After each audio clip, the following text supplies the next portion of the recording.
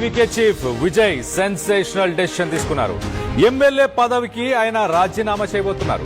Trichy east ఎమ్మెల్యేగా రాజీనామా చేయబోతున్నారు విజయ్. పెరంబూర్ ఎమ్మెల్యేగా కొనసాగనున్నారు విజయ్. తిరుచి ఈస్ట్ లో 27,416 ఓట్ల మెజారిటీతో విజయ్ గెలుపొందారు. ఖాళీ అయిన తిరుచి ఈస్ట్ స్థానంలో మరి త్రిషాకి అవకాశం ఇవ్వబోతున్నట్టు వినికిడి. కేబినెట్ లో త్రిషాకు కీలక పదవిని కూడా ఇవ్వబోతున్నట్టు చెప్పుకొస్తున్నారు. మరోవైపు మహాబలిపురంలోని ఒక రిసార్ట్ కి టీవీకే పార్టీకి సంబంధించిన ఎమ్మెల్యేలందరినీ అక్కడికి షిఫ్ట్ చేశారు. రిసార్ట్ రాజకీయాలు మొదలైనాయి అనుకోవచ్చు. ప్రభుత్వం ఏర్పాటుకు కొంత లేట్ అవుతుంది కాబట్టి గెలిచిన ఎమ్మెల్యేలు చేజారకుండా విజయ్ ఈ నిర్ణయం తీసుకున్నట్టు తెలుస్తుంది. గెలిచిన ఎమ్మెల్యేల కోసం పుంజూరులో ఒక రిసార్ట్ ని బుక్ చేశారు.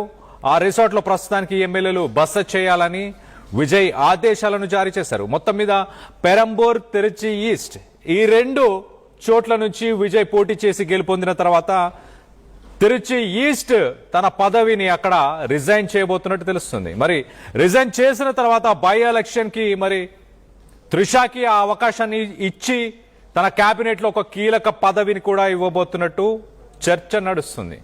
దీనికి సంబంధించి మరింత డీటెయిల్ గా మాట్లాడుకునే ప్రయత్నం చేద్దాం. ఇటు చెన్నై నుంచి మా ఏపీ ఇన్పుట్ ఎడిటర్ కృష్ణమోహన్ అందుబాటులో ఉన్నారు. కృష్ణమోహన్ తో మాట్లాడి తెలుసుకునే ప్రయత్నం చేద్దాం.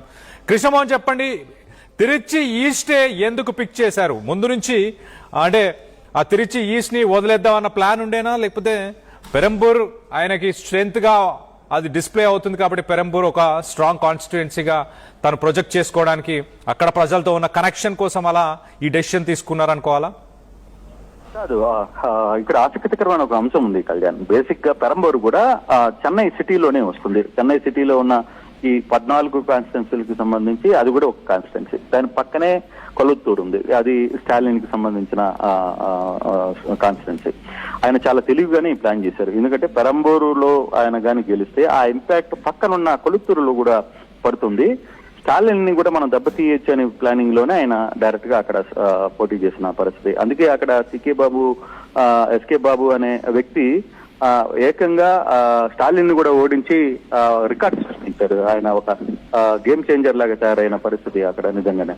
సో మరోవైపు ఈయన తిరుచి నుంచి కూడా పోటీ చేశారు. తిరుచిలో 20,000 మెజార్టీతో ఆయన బయట గెలిచారు. కానీ తిరుచిలో మొదట 2-3 స్థానాల్లో కూడా అందరూ అనుకునేది ఏంటంటే విజయ్ అక్కడ కొంత ఓడిపోతారు అనుకుని, కానీ చివరికి వచ్చేసరికి ఆయన 20,000 మెజార్టీ పైన చిలుకు ఓట్లతో ఆయన గెలిచిన పరిస్థితి అయితే కనబడుతుంది.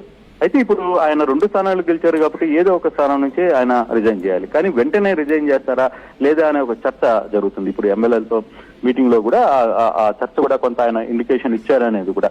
సో ఆ స్థానానికి తిరుచికి ఎవరు ఒక బలమైన నేతని తీసుకుని వెళ్ళి అక్కడ ఉంచితే బాగుంటుంది అని ఒక చర్చ జరుగుతుంది. కాకపోతే సోషల్ మీడియాలో లేదు, కొంత టీవీకి సంబంధించిన సోర్సెస్ ఇవన్నీ ఏం చెప్తున్నాయంటే త్రిష పోటీ చేసే అవకాశం ఉంది, త్రిష ఇక రంగంలో దిగబోతుంది అని చెప్పి చెప్తున్న పరిస్థితి. కానీ అంత అవకాశం ఇవ్వరేమో అనేది మనకు అందుతున్న సమాచారం. బట్